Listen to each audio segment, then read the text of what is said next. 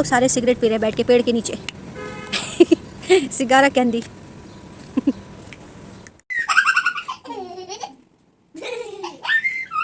तो बोला हाथ पकड़ के चलो, बोलती no I don't want to. मतलब हाथ पकड़ के नहीं चलना, जब कार आएगी ना तो फिर बोलती कार कार कार।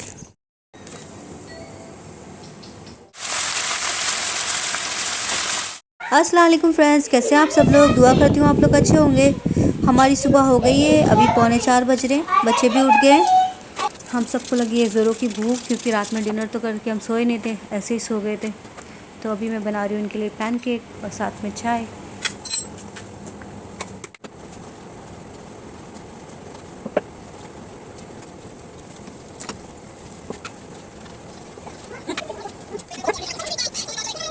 प्लास्टिक के स्पून से बैटर मिक्स करी थी, स्पून ही टूट गया।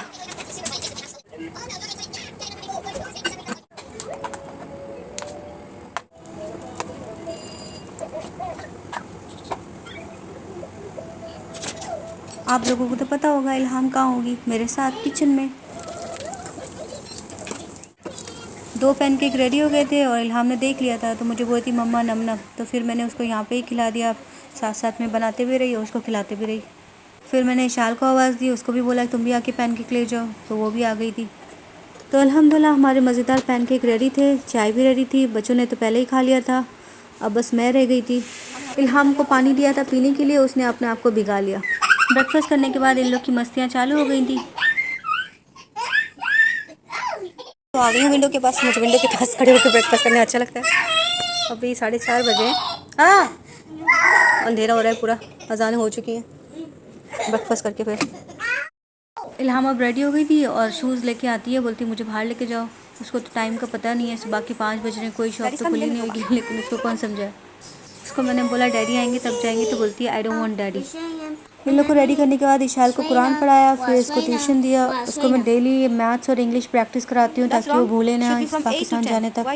6:30 बज रहा था, रमीज़ अभी तक नहीं आए और इशाल का कुरान भी हो गया और होमवर्क भी उसका होने वाला है। इशाल को मैं ज़्यादा टाइम तक नहीं बिठा सकती हूँ, क्योंकि वो आधे घंटे में ही बोर हो जाती है। एक पेज में उसको मैथ्स देती हूँ और एक पेज में उसको इंग्लिश देती हूँ, उसमें भी वो मुंह बना बना के कर रही होती है। फिर मुझे उसको इतना समझाना पड़ता है, इतने सारे उसको एग्जाम्पल देना पड़ते हैं, अगर तुम नहीं पढ़ोगी तो क्या होगा, तब जाके वो बैठती है। तो बोला हाथ पकड़ के चलो, बोलती no I don't want to. मतलब हाथ पकड़ के नहीं चलना, जब कार आएगी ना तो फिर बोलती कार कार कार। इल्हाम जब से उठी है बस रोए जा रही थी, उसका मूड ख़राब था, मुझे बोलती बाहर लेके चलो। तो 7 बजे हम लोग बस बाहर आ गए। तो अभी बस 24 आवर वाली ग्रोसरी खुली होगी, बाकी तो सारी बंद है, तो वहाँ पर ही जा रहे हैं। तो सुबह सुबह इन लोगों ने आइसक्रीम ले ली है और इल्हाम ने अपनी आइसक्रीम मुझे दे दी है, वो बोलती है कि मुझे कैंडी खानी है।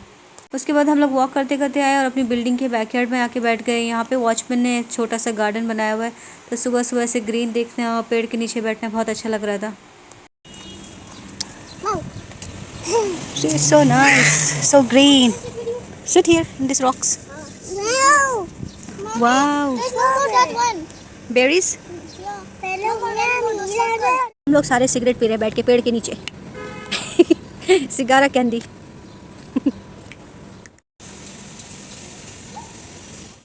आ गए हैं हम घर, 1 घंटा हो गया हमें वॉक करके। ग्रोसरी भी जाके आ गए, वॉक भी कर ली। आज इतना लेट आए रमीश, 7:45 बज गए आज।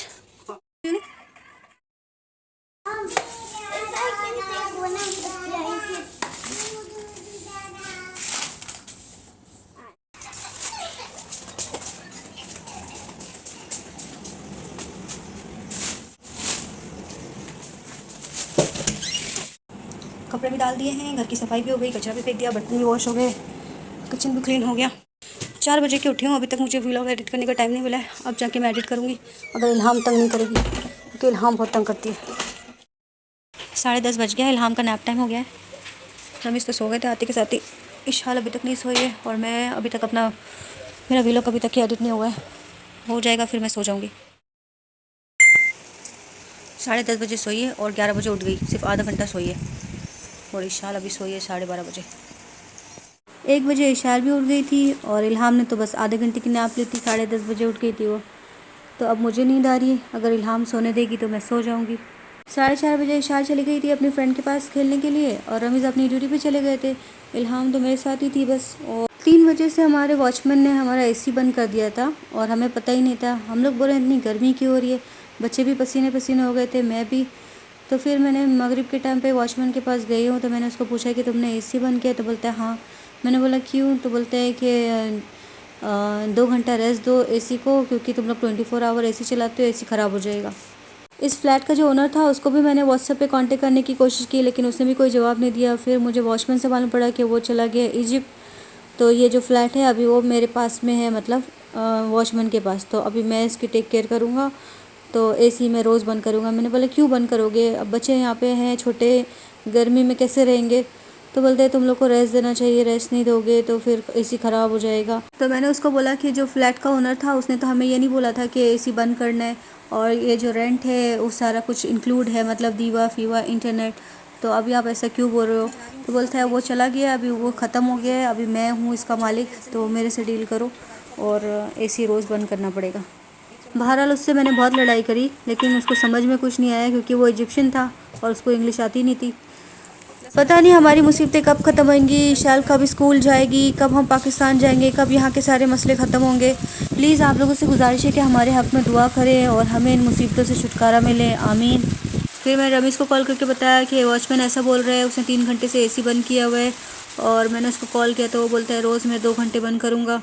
और बच्चे बेचारे पूरे पसीने में हो गए। तो रमीज़ बोलते हैं कि वॉचमैन का हक़ ही नहीं बनता है कि हमारे फ्लैट में एंटर करे। वो होता कौन है? हमारी एसी बंद करने वाला, और हमारा जो ओनर है हम उससे बात करेंगे। फिर रमीज़ ने बोला कि अगर दोबारा वो फ्लैट में एंटर करता है और एसी बंद करता है तो तुम डायरेक्ट पुलिस को कॉल करना और उसको बताना क्या मसला है। फ्लैट का जो ओनर था वो तो इजिप्ट भाग गया था, और जो वॉचमैन था उससे बात करने का कोई फ़ायदा ही नहीं था, क्योंकि उसने करनी अपनी है, हमारी तो सुना ही नहीं थी उसने। उसके बाद वॉचमैन ने हमें ये भी बोल दिया कि मतलब अगर से तुम लोग ने एसी बंद नहीं किया रोज़ 2 घंटा, तो फिर तुम लोग अगले महीने से फ़्लैट कहीं और ढूंढ लो।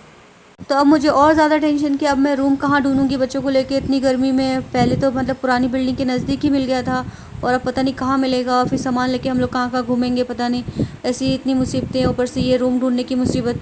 उसी दिन रमीज़ सुबह में गए, वॉचमैन से बात करी, उससे पूछा तुम्हें क्या मसला है, क्या प्रॉब्लम है, तुम ऐसे क्यों बोल रहे हो यहाँ से खाली करने के लिए? हमने मतलब जो फ्लैट का ओनर था उससे ऐसी सी बात की थी।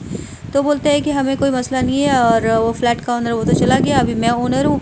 तो मैं एसी रोज़ 2 घंटा बंद करूँगा, या तुम लोग बंद करो या मैं बंद करूँगा, क्योंकि मशीन ख़राब हो जाएगी एसी की। तो अगर से तुम लोग को मसला नहीं है तो फिर रहते रहो, और अगर से मसला है तो फिर छोड़ दो। तो रमीज़ ने बोला ठीक है चलो हम लोग ऐसे ही करेंगे, 2 घंटा रोज़ एसी बंद कर देंगे। तो फ़िलहाल एक मुसीबत से तो हमें टेंशन ख़त्म हुई।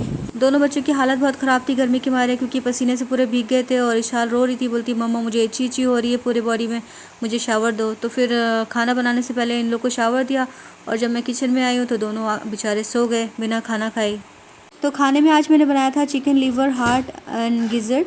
उसमें थोड़ा सा मसाले डाल के मैंने उसको अच्छी तरह से भून लिया था। तो बस सूखा सूखा ऐसे ही बना लिया था। खाना बनाने के बाद मैं लॉन्ड्री गई, वहाँ से फिर ग्रोसरी गई, उसके बाद मैं रोटी ली, फिर घर आई। बच्चे अभी तक सोए हुए थे अल्हम्दुलिल्लाह। तो बस फ्रेंड आज के इस वीडियो को करते हैं एंड, और फिर मिलते हैं अगली वीडियो में। Thank you for watching, bye bye.